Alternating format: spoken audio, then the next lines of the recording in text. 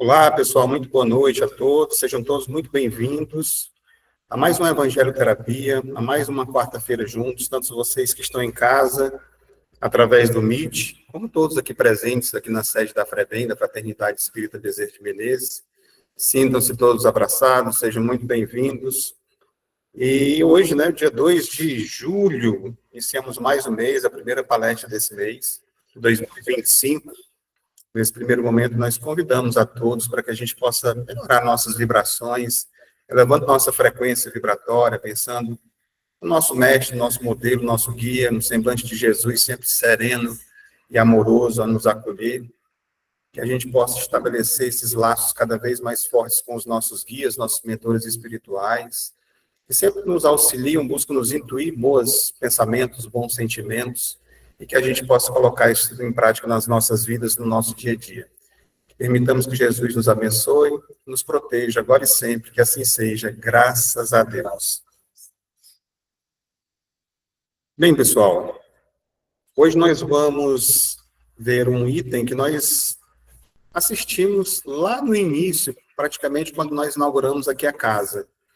Não ficou gravado no YouTube, e devido a esses dias agora, a gente resolveu trazer, tem pessoas novas que estão vindo pela primeira vez também, rever esse tema que foi visto já há mais de 2 anos. Então, lá a gente volta lá para o capítulo 2, Meu Reino Não É Deste Mundo, para falar sobre o ponto de vista. Então, nós vamos trazer agora a leitura evangélica. O texto é um pouco maior do que o que eu trouxe, ele está, de certa forma, resumido, com algumas reflexões durante o texto, depois a gente aprofunda um pouco mais, tá bom? Então, quando a gente chega nesse tema, de certa forma, é uma satisfação muito grande a gente mergulhar num tema como esse, especificamente do capítulo 2, como a gente vem trazendo, porque convida a gente vai fazer algumas reflexões sobre o ponto de vista das nossas vidas, do que a gente está vivendo aqui agora. Então, o texto ele começa da seguinte forma, lá no item de número 5, diz o seguinte: a ideia clara e precisa que se faz da vida futura dá uma fé inabalável no futuro. E essa fé tem consequências imensas sobre a moralização dos homens, quando muda completamente o ponto de vista sobre o qual eles examinam a vida terrestre. Para aquele que se coloca pelo pensamento na vida espiritual, que para ele é indefinida, a vida corporal não é mais que uma passagem, uma curta estação num país ingrato. Meus amigos, assim, essa compreensão assim mais clara da vida espiritual e futura, eu diria que é um divisor de águas para a gente que está aqui encarnado agora. Ela vai conceder para a gente uma fé, vamos dizer assim, inabalável, que, de repente, ela vai redefinir para a gente o nosso ponto de vista sobre nossa existência aqui no nosso planeta, onde nós estamos agora. Para quem já consegue se projetar com os ensinamentos que a gente tem sobre a vida futura, sobre a vida no mundo espiritual, entendendo um pouco mais, a gente vai aprofundar isso durante a nossa fala, entendendo que a gente está aqui passando uma temporada aqui na carne, e que o mundo é somente um processo transitório. Então, essa visão transforma tudo. A gente vai ver um pouco mais sobre isso. E quando traz para essa questão das vicissitudes, ou seja, os problemas, as dificuldades, as dores, as tribulações da vida, que elas não são mais que incidentes que recebe com paciência, porque sabe que não são senão de curta duração. E devem ser seguidos de um estado mais feliz. E a morte? A morte nada mais tem de apavorante. E não é mais a porta do nada, mas a da libertação que abre ao exilado a entrada de uma morada de felicidade e de paz. Sabendo que sabendo que está em um lugar temporário, não definitivo, recebe as inquietações da vida com mais indiferença. E disso resulta para ele uma calma de espírito que lhe atenua a amargura. Então, aqui eu destaquei 3 partes distintas desse texto. Quando a gente fala Inclusive, eu costumo sempre dizer que essa questão das vicissitudes, das dores, dos sofrimentos, está inserido no capítulo 5 do Evangelho segundo o Espiritismo, que é um dos maiores, né? Exatamente trazendo esse entendimento para a gente. Então, quantas vezes nós nos pegamos diante de aflições, de dificuldades, às vezes até alguns de forma mais desesperada, diante desses reveses, das dificuldades, dos sofrimentos que a vida coloca para a gente. Seja uma doença, seja uma perda, decepções, injustiças, como a gente costuma dizer. Então, essas vicissitudes, essas tribulações, parece muitas vezes que não vão dar conta, né? Parece que elas não vão passar nunca, fazem parte da vida da gente. Ou mesmo que não fazem nenhum sentido. Por que eu estou passando por essas dificuldades? E às vezes a gente não encontra uma resposta. Principalmente quando a gente vai de encontro à unicidade das nossas vidas, que nós teríamos somente uma existência, que a gente vai ver também, aprofundar um pouco mais sobre isso. Então, quando a gente tem esse olhar mais amplo, um ponto de vista mais apurado, a gente passa a entender. Né? E muitas vezes a gente se pergunta, o que é que eu fiz, né, para merecer tudo isso que está acontecendo comigo? E quando a gente vai para a lei de Deus, a justiça divina, que está tudo lá no capítulo 5, a gente passa a entender melhor. Destaquei aqui rapidamente, nós já falamos, inclusive, uma palestra exclusiva sobre essa questão da morte, né? E a morte? Né? Será que é um assunto que é comum a gente se encontrar com um amigo e falar assim, vamos falar hoje sobre a morte, né? Interessante. A gente não costuma tocar muito nesse assunto, né? A não ser quando alguém próximo da gente, né, se vai, passa para o outro lado, e aí você começa a falar não sobre a morte, sobre até a vida ou sobre a pessoa, mas não sobre a passagem propriamente dita. Vai para os braços de Deus, vai descansar, vai não sei para onde, toma esse aqui vai direto para o céu. Era uma pessoa boa. Será que é desse jeito que a gente pensa mesmo? Então, quando a gente aprofunda mais esse entendimento sobre essa questão da morte, a gente tem essa percepção, vai para o céu, para o inferno, para o purgatório, será que é isso mesmo? 3 lugares definidos para onde a gente vai? Ou a gente mergulhando mais um pouco nesse entendimento, a gente se liberta e tem um entendimento melhor de que a verdadeira vida é depois da morte, que aqui é só uma passagem. Mas a gente não está ainda muito habituado ainda, né, com essa cultura, a gente ainda sente, é como se fossem aquelas despedidas temporárias da pessoa que foi primeiro do que a gente. E aí precisa a gente ter esse entendimento, para que não haja apego, entre outras situações. Mas esse ponto de vista sobre isso também, quando a gente aprofunda, nossa, dá uma leveza, né, para a nossa vida, para quem está ficando aqui também. E para quem foi, a gente acaba libertando, porque às vezes a gente também prende as pessoas que passaram para o outro lado. Então, esse entendimento ajuda tanto os que ficam, como também aqueles que foram para o outro lado. E aqui, por último, eu destaquei essa parte que fala sobre essa calma do espírito. Quando a gente tem essa visão mais aprofundada, vamos dizer que as dores que nós sentimos, né, que elas não são para a gente como se fosse uma questão de realmente impor sofrimento para a gente, mas sim como a gente tem esse entendimento como se fossem degraus para que a gente possa subir, lições a que a gente possa aprender. É dessa forma que a gente vê as dores, as dificuldades que a gente passa na vida, como possibilidades de entendimento, crescimento. Né? Porque a gente se apegar à questão do sofrimento, da amargura, a questão do apego, né? Essas ilusões, as coisas passageiras, né? A gente acaba ficando muito preso aqui. Esse entendimento, ele faz com que a gente se liberte. Seguindo a leitura do Evangelho. Pela simples dúvida sobre a vida futura, o homem dirige todos os seus pensamentos sobre a vida terrestre. Incerto do futuro, dá tudo ao presente, não atrevendo bens mais preciosos que os da terra. Ele é como a criança que não vê nada além dos seus brinquedos. Para obtê-los, não há nada que não faça.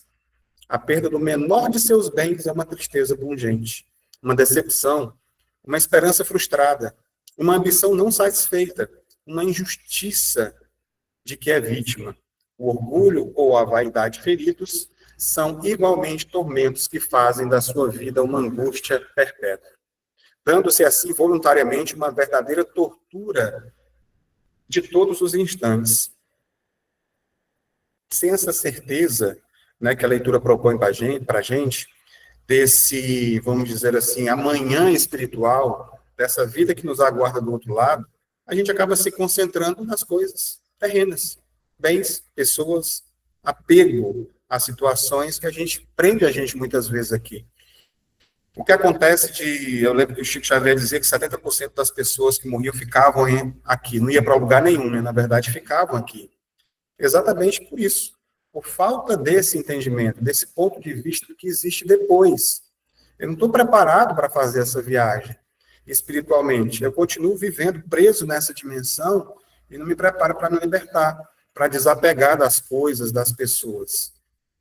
Né? Então, mais uma vez, esse entendimento ele é libertador. Né? Seguindo adiante na leitura, tomando seu ponto de vista da vida terrestre, no centro da qual está colocado, tudo toma ao seu redor proporções vastas. O mal que o atinge, como o bem que o compete aos outros, tudo adquire, aos seus olhos, uma grande importância. Ocorre o mesmo com aquele que está no interior de uma cidade, onde tudo parece grande. Os homens de projeção, como os monumentos, mas que se transporte para sobre uma montanha, e homens e coisas vão lhe parecer bem pequenos. Então, tem umas imagens aqui para a gente ver, se a gente está no meio de uma cidade, os prédios parecem imensos. Quando a gente está em cima de um monte, a gente vai ver lá de cima, parecem pequenininhos, né, do outro ponto de vista. Isso aqui a gente pode estar trazendo também, muitas vezes, devidas a essas proporções, para a forma como a gente vê exatamente os problemas da vida da gente. Depende do ponto de vista, da valorização que a gente dá para eles, para os problemas. A gente pode estar olhando de um prisma de que a gente alimenta cada vez mais, e ele vai se tornando cada vez maior. Se a gente se coloca numa postura diferente de entendimento, trazendo a razão, buscando o equilíbrio das nossas emoções, a gente começa a olhar e ver que eles são realmente pequenos. Nós fazemos parte apenas, a gente costuma olhar para a fotografia e não para o filme, somente para um pedaço da história. E tem toda uma história que antecede a gente, porque nós somos, na verdade, herdeiros de nós mesmos. Existe uma semeadura que é livre e uma colheita que é obrigatória. Muitas vezes nós passamos, ou quase sempre nós passamos, por aquilo que nós plantamos. Ah, é olho por olho, dente por dente? Não. Muitas ou indefinidas vezes, nós colhemos uma plantação bem pequena, desde que estejamos focados em fazer o bem, em ajudar as pessoas. E começa pelo trabalho de dentro de nós mesmos. A gente também vai ver isso um pouco mais. O trabalho de dentro, quando a gente começa a entender e a trabalhar mais essas questões, a gente vai crescendo, se libertando desses processos. Concluindo aqui a leitura, já pulando para o item 7, tem o item 6 que ficou ali pelo meio, depois vocês podem fazer a leitura integral lá do Evangelho segundo o Espiritismo, capítulo 2, itens 5, 6 e 7. O 7 diz o seguinte: o Espiritismo expande o pensamento e lhe abre novos horizontes. Em lugar dessa visão estreita e mesquinha que o concentra sobre a vida presente, que faz do instante que passa sobre a Terra a única e frágil base do futuro eterno, ele mostra que essa vida não é senão um elo do conjunto harmonioso e grandioso da obra do Criador. Mostra a solidariedade que liga todas as existências do mesmo ser, todos os seres de um mesmo mundo e os seres de todos os mundos.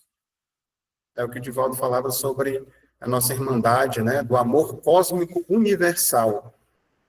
Aqui já abordou a questão da pluralidade das existências e também a pluralidade dos mundos habitados, nessa parte aqui do Evangelho. Então, ele fala, né, sobre todas as nossas existências, sobre essa herança que nós trazemos, do nosso relacionamento com as outras pessoas que fazem parte da nossa vida e de forma dessa interação com outros mundos. E quando a gente vai falar sobre a questão da transição, a gente vê que isso está acontecendo agora em todo o seu esplendor agora, de irmãos que vêm de outros planetas para ajudar a gente e outros sendo exilados para outros planetas. Isso fica aqui para um outro momento. Então, esse conhecimento, ele proporciona para a gente a compreensão de que nós fazemos parte de uma coisa muito maior. muito grande. Às vezes a gente quer se sentir orgulhoso, vaidoso, mas é um grãozinho de areia no meio de uma imensidão de um deserto, por exemplo. Não é nada. O Chico deu muitas demonstrações para a gente de humildade, dizendo que era um verme, né? Um subtroço de um subtreco. Eu lembro de que quem fala isso é o Mário Sérgio Cortella, quando ele fala sobre a humildade, né? A gente não é absolutamente nada, às vezes a gente se acha tão grande diante de tantas coisas, né? Mas a gente pode ser, sim. A gente pode ser importante na vida das outras pessoas, fazendo bem, simplesmente, sem olhar quem, sem querer nada em troca. É simples assim. A grandiosidade dos grandes espíritos se mostra pela sua vibração, não por conquistas, como a gente vê aqui do mundo, das questões materiais. Então, finalizando o texto evangélico, diz o seguinte: dá, assim, uma base e uma razão de ser a fraternidade universal, enquanto que a doutrina da criação da alma, no momento do nascimento de cada corpo, quer dizer, começou agora, a pessoa nasceu, a alma começou ali, não existia antes, torna todos os seres estranhos uns aos outros. Essa solidariedade das partes de um mesmo todo explica o que é inexplicável, se considerasse apenas uma parte. É esse conjunto que, ao tempo do Cristo, os homens não teriam compreendido, e por isso ele reservou o conhecimento para outros tempos. Então, Jesus falou por parábolas, ele deixou tudo lá, mas as pessoas não entendiam. Quando a gente vai ver os próprios apóstolos, o que será que ele está querendo dizer com isso? Então, muitas mensagens ele deixou para o tempo. A doutrina espírita vem como terceira revelação, trazendo o nome de codificador, que quando chega no início, no primeiro capítulo, ele vem dizendo, o Evangelho segundo o Espiritismo, eu não vim destruir a lei. A mesma lei que estava lá atrás, mas ajudar a explicá-la.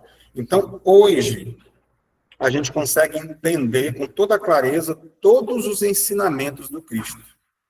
E ainda assim, temos tanta dificuldade em aprender, apreender e colocar em prática. Você imagina naquela época. Né? Então, hoje a gente tem que, como a gente ter acesso a todo esse tipo de conhecimento. Então, eu perguntaria, onde está todo esse conhecimento? Né? O conhecimento, na verdade, ele já existe, mas a maioria de nós ainda está enxergando muito pouco. Faz parte do nosso processo de crescimento. O aprendizado está aí, a gente precisa buscar. Cada vez que a gente aprende, enlarguece mais os horizontes. É como se nós estivéssemos andando desse jeito ainda. Só conseguisse enxergar um ponto fixo. Então, quando a gente tira, consegue abrir, chama-se hoje também expansão de consciência. A gente se conectar cada vez mais com os ensinos do Cristo e praticá-los. E isso chama de você aumentar a visão ampla do que ele ensinou para a gente. Então, o caminho para o reino de Deus, para muitos, ele ainda está desse jeito. Tortuoso, né? É um vai e volta que você acha que está indo e volta. E para outros, não está conseguindo enxergar os caminhos, a sinalização mostrando esse caminho. Mais uma vez, sem sinalização, quem já andou em pista desse jeito aqui à noite, é horrível. Você não consegue se direcionar direito. E estradas muito esburacadas ainda. E isso eu digo até com relação aos caminhos para quem já está buscando. Porque tem gente que nem nenhum tipo dessa estrada aqui não está. Está completamente afastado de tudo que busca qualquer tipo de ensinamento para o reino de Deus. Que esse reino de Deus a gente vai ver o que eu estou me referindo mais à frente também.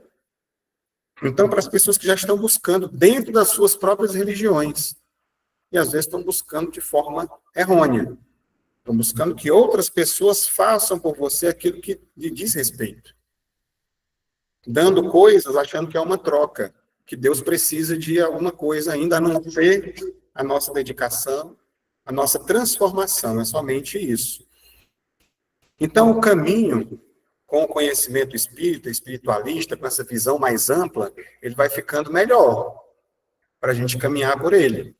Sinalizado, florido, todo, né, mostrando ali, vira à direita, vira à esquerda, faça isso, vá por aqui.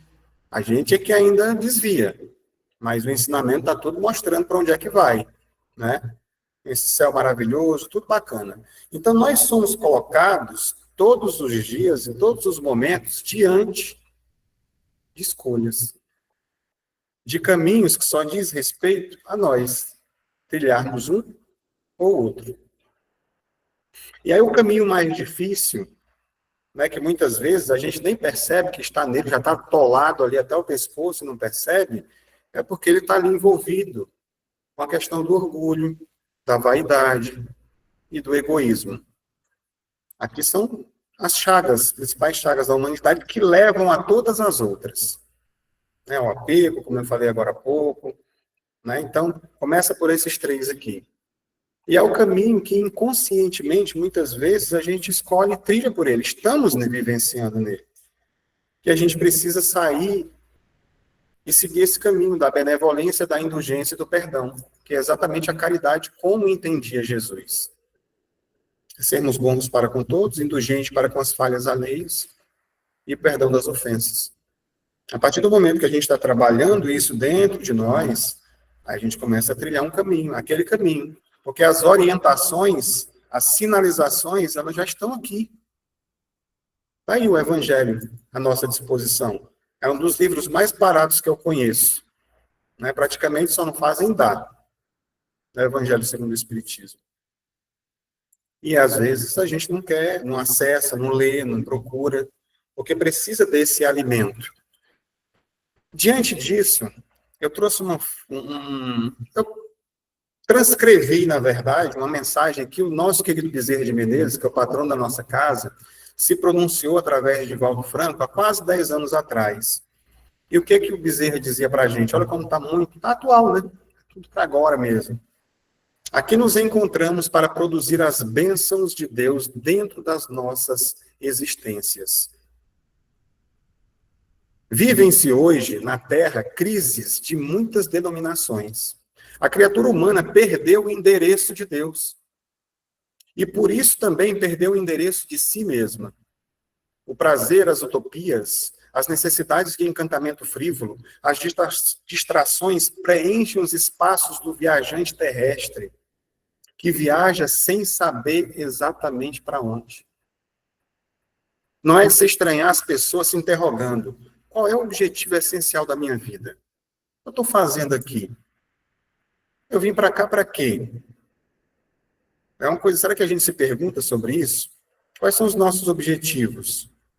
Para onde é que eu pretendo chegar? Onde é que eu pretendo chegar com a minha existência? Quando chegar lá no final, será que eu vou chegar com um sentimento de dever cumprido? Um completista, como dizia o André Luiz? Então, esse endereço que a gente precisa encontrar, primeiramente, ele se encontra dentro de nós. Quando a gente conseguir encontrar, a gente vai conseguir trilhar esse caminho de Deus. Mas o Bezerra continua. Sem dúvidas e incógnitas param nas nossas interrogações existenciais. Abri o Evangelho de Jesus e leia uma frase. Está sugerindo para a gente. Leia um artigo que possa significar resposta dos céus às sombras do desencanto. E deixai-vos arrastar pela misericórdia do Senhor. Não estáis sós, é importante, está em negrito aqui. A gente entender que a gente nunca está sozinho. Mas é importante que a gente esteja acompanhado das boas companhias. E desde que a gente emita as boas vibrações. Então, esse sós aqui pode ser acompanhado de um lado ou do outro. Então, é bom que a gente procure estar acompanhado dos bons espíritos, dos nossos guias. Ninguém está abandonado, mas é natural que, para identificar o acompanhamento, consulte a consciência. Busque o silêncio interior para escutar a música delicada do mundo espiritual. É um convite que a gente sempre está fazendo para que a gente faça meditações. Para um pouco, desacelera desse mundo maluco que a gente está vivendo, respira fundo e deixa a mente fluir. Todos os dias, nem que seja 5 minutinhos. Aí depois vai aumentando um pouco, até chegar a 10, 15, que a gente consegue viver melhor o restante do dia. Esse tempo que a gente tira vai fazer uma diferença no final do dia. Pode fazer, depois vocês me dizem. Então, quando a gente fala sobre essas questões todas, né, da gente estar buscando esse caminho da lei de Deus, nós perdemos esse endereço de Deus. Onde é que está escrito essas coisas? Será que é realmente nesse evangelho que eu pedi para vocês? Falei que é barato demais? É na Bíblia, é no Alcorão, na Torá? Onde é que está escrito as leis de Deus? Na consciência. O Livro dos Espíritos traz isso para a gente. Questão 621. Onde estão escritas as leis de Deus? Todo mundo tem ela aqui, ó. E a luzinha acende. A gente vai saber quando está fazendo alguma coisa certa, quando está fazendo alguma coisa errada, coisa que faz bem para a gente. E às vezes a gente ignora, mas se parar para prestar atenção, a gente vai identificar. O que ele conclui dizendo o seguinte: estáis convidados para implantar o reino de Deus na terra. Não vos aflijais, tende dentro, tornai preciosas as vossas vidas. Falamos a Deus orando.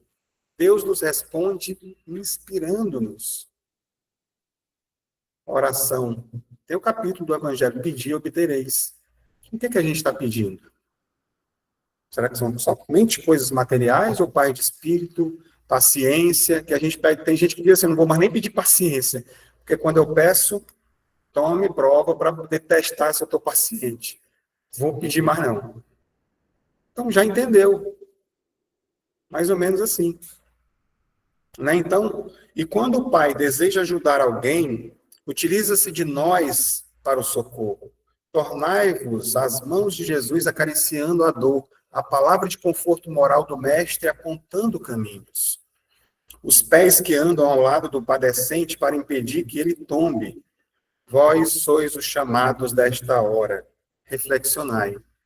Filhos e filhas queridos, o Senhor necessita de nós. Quanto dele necessitamos? Eles precisam da gente também. Os últimos serão os primeiros, são poucos os chamados, são muitos os chamados e poucos os escolhidos. Mas somos nós que nos colocamos como os escolhidos. Não é para apontar o dedo, isso aqui, não. É de acordo com a nossa vibração, a nossa energia, o que a gente está fazendo, que a gente vai aparecer como esses tal escolhidos. Então, precisam de nós, todos nós que estamos aqui nessa noite de hoje. Somos chamados, aqui eu vejo 44 pessoas agora online, mais umas 13, 14, 15 aqui presentes. É sobre isso. Tá? Repetindo, a mensagem foi através do Divaldo, tem ela na internet, se vocês procurarem lá. Né? Foi na Semana Espírita, deixa eu ver, 62ª Semana Espírita de Vitória da Conquista, na Bahia. Tá? Vocês podem procurar depois, que tem lá o Divaldo dando passagem para o Bezerra de Menezes trazer essa mensagem. Ponto de vista. Vamos agora fazer aqui umas reflexões. Modo subjetivo de entender um assunto ou problema. Ponto de vista é sinônimo de lado, ótica, enfoque, perspectiva, ângulo, panorama. É a maneira como cada um vê essas coisas. Olha aí. Quando você olha aqui essa imagem, o que está de um lado, ele vê 1, 2, 3, 4. E do outro lado o cara vê 3. Os dois estão certos. Nem sempre o que o outro está dizendo sobre determinada situação quer dizer que ele esteja errado. Quer dizer que ele tem um ponto de vista diferente do meu. Né? Quando a gente olha, por exemplo, essa garotinha lá do tamanho da Torre Eiffel, ou isso aqui é uma miniatura? Ou simplesmente ela está num ponto de vista que a gente olha e os dois parecem do mesmo tamanho? Depende de como você vê as coisas. Então, de que maneira nós, vamos dizer assim, lidamos com as coisas que acontecem com a gente no dia a dia? Como é que a gente vê o mundo? Qual a nossa perspectiva? Né? Como é que a gente vê a nossa própria vida? Será que nós estamos estacionados ou a gente está conseguindo evoluir? Pontos de vista. A gente não pode se preocupar com o que o outro está dizendo sobre a minha vida. Cabe a mim ter essa percepção. Porque está todo mundo aí falando, todo mundo aponta o dedo e está dizendo, fulano é assim, cicrano é assado, né? Intitulando a gente, taxando, achando que a gente, querendo que a gente seja perfeito, e não somos. Então, cabe a cada um de nós olhar para dentro de si e ver essas perspectivas e responder essas perguntas. E que essas respostas tragam para a gente um crescimento, um desenvolvimento. Vamos lá, seguindo aqui nessa questão das perspectivas, vou passar mais rápido agora. Aqui, não sei se vocês estão conseguindo enxergar, mas aqui o cara está vendo aqui da ilha, ele está pensando assim, nossa, tem um barco, e o do barco está dizendo terra. Um está querendo terra e o outro está querendo um barco para sair dali. Né? Então, cada um tem a nossa perspectiva diferente. O que mais nós vamos ter aqui? Deixa eu diminuir.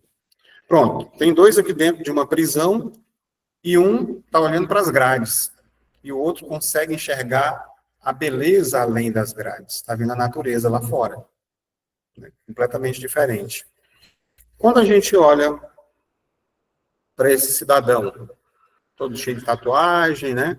O outro ali, às vezes a gente nem olha, passa na rua, não cumprimenta, não dá bom dia para as pessoas que ajudam, que fazem a limpeza da cidade.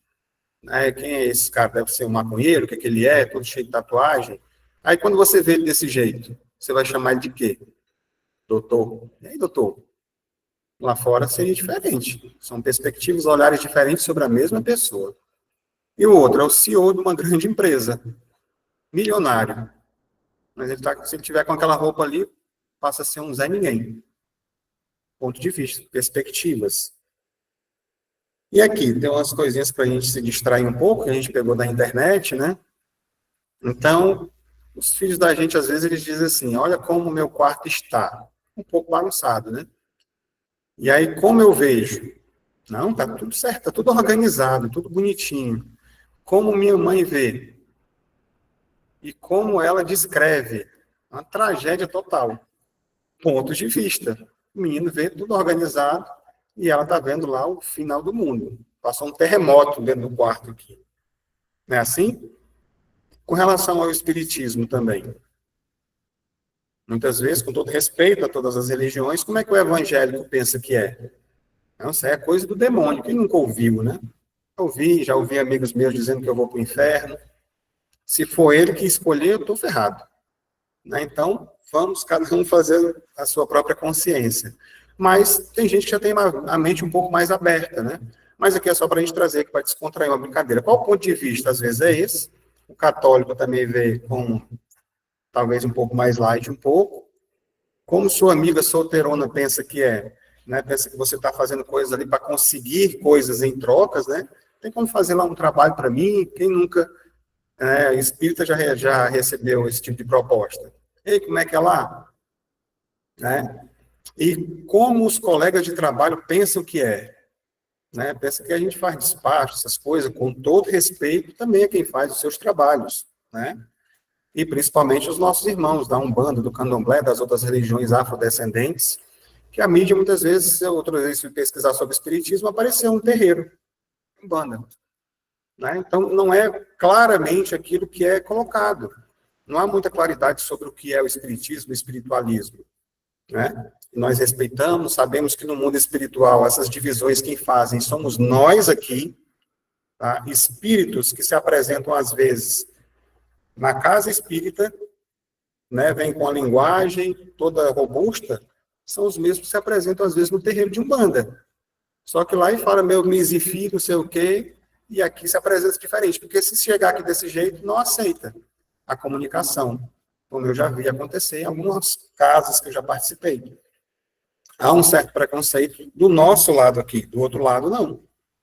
E como é que é realmente o espiritismo? Né? Na verdade, na maioria das vezes, a gente está buscando conhecimento.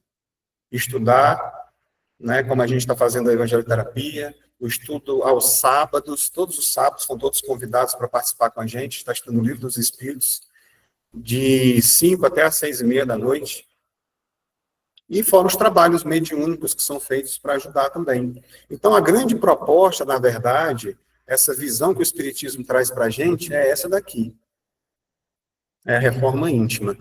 É esse trabalho de você se autolapidar, de transformação, tendo, é claro, como modelo, como guia, Jesus. Vocês acreditam em Deus lá? São as primeiras 16 perguntas do Livro dos Espíritos que estão direcionadas a isso. Que é Deus, né? Então, quem tiver dúvidas, é só procurar um pouco mais.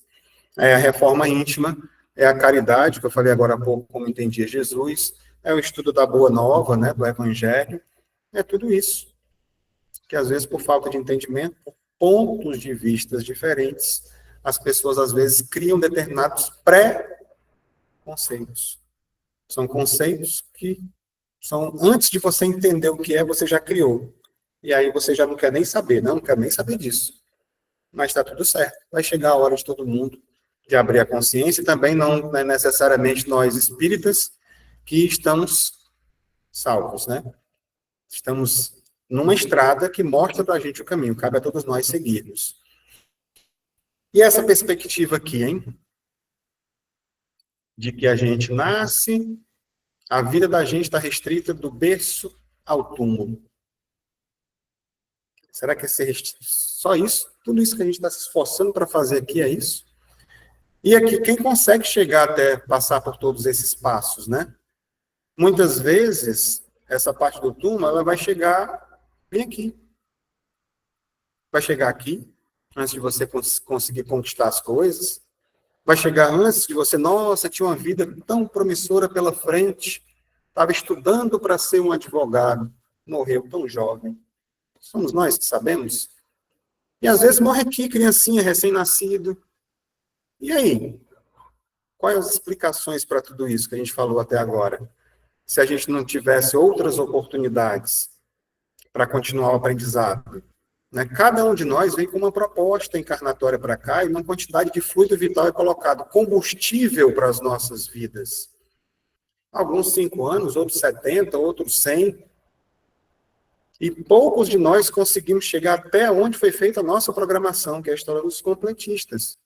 Muitas vezes, ou quase sempre, nós voltamos antes do tempo, antes do momento programado para a viagem. Se eu for fazer uma viagem para um outro país, ou para qualquer lugar, para outro estado, para outro município, a gente vai comprar a passagem e tem lá o horário de embarque. Se a gente não chegar na hora, a gente perde o ônibus, ou o avião, seja o que for. Tem uma programação para a gente ir diretamente para o plano espiritual, para as colônias, ser recebido por nossos familiares, por todo mundo.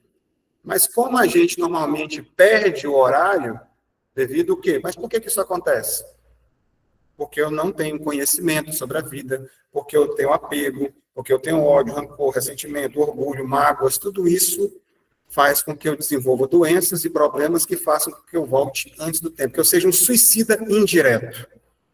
E aí não tem ninguém me esperando lá. O meu ônibus chegou e fui vazio para a grande viagem. E aí a gente fica por aqui, perdido. Apegado a pessoas, a coisas. Muitas vezes vai para os locais de sofrimento. A gente tem tanto medo do umbral, né? Quando o espírita fala sobre umbral. Mas, pessoal, umbral é a porta, é passagem. Né? Para a gente passar para o outro lado. Todo mundo passa pelo umbral, pronto. Para acabar logo com esse medo. Uma passagem. Agora, uns vão passar mais tempo, outros menos. A questão da erraticidade. Depende do que a gente for buscar. E aí vem essa questão desse entendimento de que a gente nasce, envelhece, morre e depois nasce de novo. Quantas e quantas vezes forem necessárias. A gente volta para a escola para aprender. Não aprendeu? Retorna e repete de novo. Até poder cumprir todo o processo. E não precisar mais. Avançando um pouco mais aqui, olha, o reino de Deus não é um lugar circunscrito, mas a obra divina no coração dos homens. Ou seja, a edificação da sabedoria e a conquista do amor através do trabalho incessante na prática do bem. É sobre isso. É essa obra que a gente precisa trabalhar dentro de nós. Então, para ilustrar aqui um pouco, eu trouxe aqui algumas histórias para a gente até o fim, acho que tem umas 3 historinhas aqui, destacando o Chico Xavier, nos seus livros Boa Nova, através, nessa época ainda, de Humberto de Campos, né?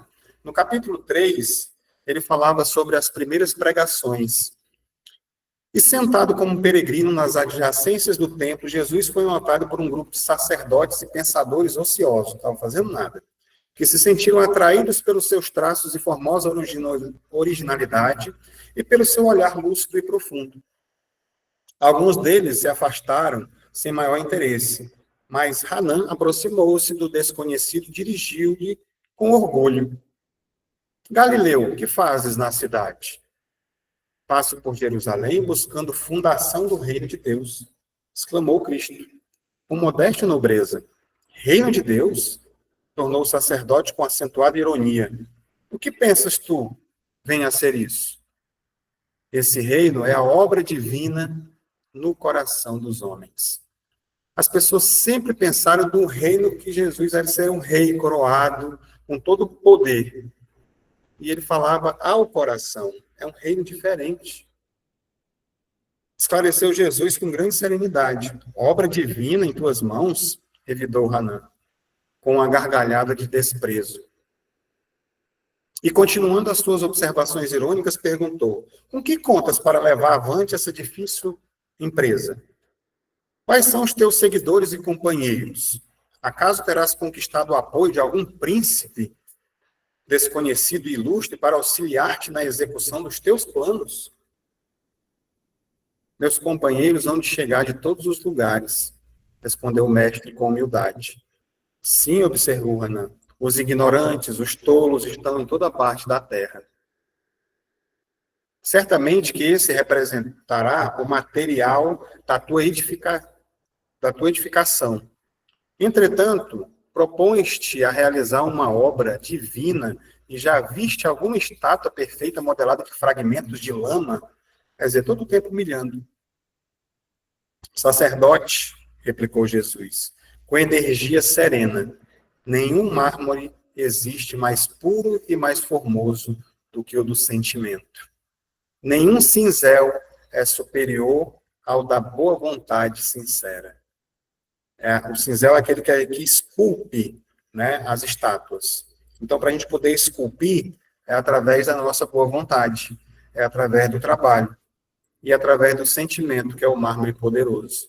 Jesus sempre traz a sua mensagem para a questão espiritual, enquanto os homens sempre buscando poder. Tem algum príncipe, alguém que vai amparar esse poder do reino? Impressionado com a resposta firme e inteligente, o famoso juiz ainda interrogou: conheces Roma e Atenas? Conheço o amor e a verdade, disse Jesus convictamente. Tens ciência dos códigos da corte provincial e das leis do templo? Inquiriu Hanã inquieto. Sei qual é a vontade de meu Pai que estás nos céus, respondeu o mestre brandamente. O sacerdote o contemplou irritado e, dirigindo-lhe um sorriso de profundo desprezo, em atitude de orgulhosa superioridade. Perceba que, diante disso, ao comportamento, vamos analisar alguns pontos.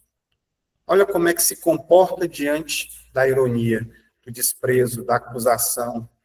Jesus, em nenhum momento, quis se colocar acima dele, né? Nessas comparações. Sempre humilde, sereno, colocando as coisas do coração, enquanto o outro, orgulhoso, vaidoso, se impondo e se colocando de maneira diferente. Na vida da gente, será que não acontece essas coisas também? E aí a diferença, como é que a gente age quando alguém faz isso com a gente? Será que a gente age como Jesus, com serenidade, tentando mostrar o lado, né, a outra face? Então, quando ele cita aqui sobre conheces Roma, Atenas, a gente traz para essa perspectiva, para esse ponto de vista, né? Atenas, com a Acrópole, Paternon, Coliseu de Roma, com todo o seu poder que tinha lá, as coisas que aconteciam. O que aconteceu com esses lugares? Viraram ruínas. E o Templo de Salomão, né, que hoje tentam reproduzir templos gigantescos aí, né, de pedra, ou, segundo a Bíblia hebraica, o primeiro templo em Jerusalém, construído no século XI, que teria funcionado como um local de culto religioso judaico central para a adoração de Jeová, Deus de Israel, onde se ofereciam sacrifícios conhecidos como Korbanot. Então, eram locais gigantescos. E também aquela frase que muitos utilizam para dizer que Pedro, pai da igreja, né, aquela coisa toda, a casa do caminho. Então, pois também eu te digo que tu és Pedro, sobre esta pedra edificarei a minha igreja. Jesus falava ao coração de Pedro, e a construção não era material, mas dentro do coração. Até porque a casa de Pedro, do caminho, também virou ruínas. Assim como o templo de Salomão. Então, eu busquei em uma das palestras do Haroldo Dutra Dias uma frase que traz essa perspectiva também. Ele diz que a única coisa que permanece é aquilo que construímos portas adentro do coração. Apenas as conquistas que nós formos capazes de mantermos dentro de nós. Tudo que estiver fora não tem importância. Então, antes da gente passar para outra reflexão, para a gente já, né, tem muita coisa para ser dita, mas para a gente encaminhar essa reflexão, vou fazer uma pergunta aqui para vocês. Vocês conhecem alguém com esses nomes? Eu colocaria o nome dos filhos de vocês? Vamos lá para os apóstolos, né? Pedro, André, Tiago, João, acho que todo mundo conhece alguém com esses nomes, né? Felipe, Bartolomeu, até que é mais difícil, hoje já diria que é nome de velho, né? De velho, como dizem. No Ceará a gente fala velho. Talvez você não encontre mais um jovem com o nome Bartolomeu, mas existe. Mateus, Tiago, Simão, e tem até o São Judas Tadeu, que você não tem os seus devotos. Mas vocês conhecem alguém que tem o nome de Judas? Judas Iscariotes, por exemplo, homenagear, ele é malhado, né? Ainda, até hoje, por alguns ainda. Por que esse preconceito tão grande, né? A gente ainda hoje malha, eu acho que ninguém colocaria o nome do filho de Judas hoje. Não conheço, pelo menos, ninguém. E tem uma história, para a gente poder transformar isso, esse ponto de vista dentro de nós, no livro Crônicas de Além Túmulo, também do Humberto de Campos. Olha que história bacana. Acima dos corações, isso aqui é Judas falando, tá? Acima dos corações eu vi a política. Única arma com a qual poderia triunfar Jesus. E Jesus não obteria nenhuma vitória, se não fosse através disso. Com as suas teorias, nunca poderia conquistar as rédeas do poder, já que o seu manto de pobre se sentia possuído de um santo horror à propriedade. Então, planejei uma revolta surda, como se projeta hoje em dia na Terra a queda de um chefe de Estado. O mestre passaria a um plano secundário e eu arranjaria colaboradores para uma obra vasta e enérgica. Ele queria que Jesus virasse um poder, um líder realmente ali, um rei, né? Para se pôr. Achava que com aquela conversinha não ia chegar a lugar nenhum. Então, entregando, pois, o mestre a Caifás, eu julguei que as coisas atingissem um fim tão lamentável. Não julguei, né? E, ralado de remorsos, presumi que o suicídio era a única maneira de me redimir aos seus olhos. Então, ele queria que Jesus se revelasse como o poder que ele tinha. E, na verdade, Jesus não queria esse tipo de situação. Ele entendeu errado. O ponto de vista de Judas era errado, equivocado. E ele também não queria o mal de Jesus, como muita gente vê hoje. Então, o que é que a gente vê nesse livro depois? Então, e chegou a salvar-se pelo arrependimento, é uma conversa, um diálogo com Judas. Ele disse, não consegui. O remorso é uma força preliminar para os trabalhos reparadores. Antes do trabalho vem o remorso. Depois da minha morte trágica, submergi-me em séculos de sofrimento expiatório da minha falta. Sofri horrores nas perseguições infligidas em Roma aos adeptos da doutrina de Jesus e as minhas provas culminaram em uma fogueira inquisitorial, onde, imitando o mestre, fui traído, vendido e usurpado. Vítima da felonia e da traição, deixei na terra os derradeiros resquícios do meu crime na Europa do século XV. Desde esse dia em que me entreguei por amor do Cristo, a todos os tormentos e infâmias que me aviltaram, com resignação e piedade pelos meus verdugos, fechei o ciclo das minhas dolorosas reencarnações na terra, sentindo na fronte o ósculo do perdão da minha própria consciência. Aqui diz que ele voltou como Joana d'Arc. E ali foi a última encarnação de Judas. E Judas já não reencarna mais aqui, e a gente continua malhando ele, muitos de nós. Né? Ele já conseguiu, porque ele se perdoou a sua própria consciência, que é onde estão escritas as leis de Deus. Então, o reino de Deus é obra divina no nosso coração. Para encerrar, eu trouxe mais uma historinha aqui que vai servir de lição, de certa forma, para a gente, para que a gente possa ajudar na nossa caminhada, na nossa proposta evolutiva, caso a gente decida seguir. Né? Então, é uma história que traz uma dica para quando a gente estiver conversando com as outras pessoas, quando as outras pessoas vierem trazendo algum assunto para a gente. tá? E ela se chama Os Três Crivos. Mais uma vez, Humberto de Campos, aqui já como irmão X, né? Porque, para quem não sabe, a família de Humberto de Campos quis processar o Chico Xavier, querendo os direitos, né? Porque ele colocava o nome, e aí depois disso ele começou a colocar com o pseudônimo de irmão X, Humberto de Campos. No livro Aulas da Vida. E aqui Os Três Crivos diz o seguinte: certa feita, um homem esbaforido achegou-se a Sócrates e sussurrou-lhe aos ouvidos. Perceba como se fosse alguém chegando para a gente. Escuta, na condição de teu amigo, tem alguma coisa muito grave para te dizer em particular. Aí, espera, ajuntou o sábio prudente. Já passastes a que me vais dizer pelos três crivos, antes de contar o que você tem para me dizer? Ele, três crivos? Perguntou o visitante espantado. Sim, meu caro amigo, três crivos. Observemos se tua confidência passou por eles. Primeiro, o crivo da verdade. Guardas absoluta certeza sobre aquilo que pretendes me comunicar? É verdade? Tem certeza disso? Bem, ponderou o interlocutor. Assegurar mesmo, não posso. Mas eu ouvi dizer, então, exato, de certo, peneiraste o assunto para o segundo crivo, o da bondade. Ainda que não seja real que você vai me dizer, tudo bem.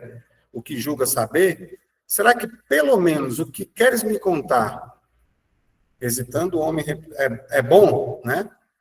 Aí, hesitando o homem, replicou, isso não, muito pelo contrário. Então, não tem bondade no que você vai me dizer. Primeiramente, não tem certeza se é verdade. Tem bondade? Não tem, pelo contrário. Tornou sábio, então. Recorramos ao terceiro crivo, da utilidade. E notemos o proveito do que tanto te aflige. Útil? Aduziu o visitante, ainda agitado. Útil não é. Bem, rematou o filósofo num sorriso. Se o que tens para confiar não é verdadeiro, não é bom e nem útil, esqueçamos o problema e não te preocupes com ele, já que nada vale em casos sem edificação para nós. É um convite às boas conversas. Não é, João, que a gente estava falando outro dia?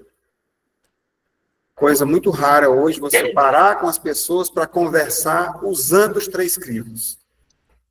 Vai ficar todo mundo mudo. Né? Porque geralmente a gente vai conversar, geralmente a gente não sabe se é verdade, não tem muita utilidade, né? E é bom.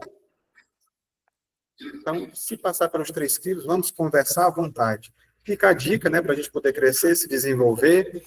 E fica agora o convite para a implantação do reino de Deus no coração de todos.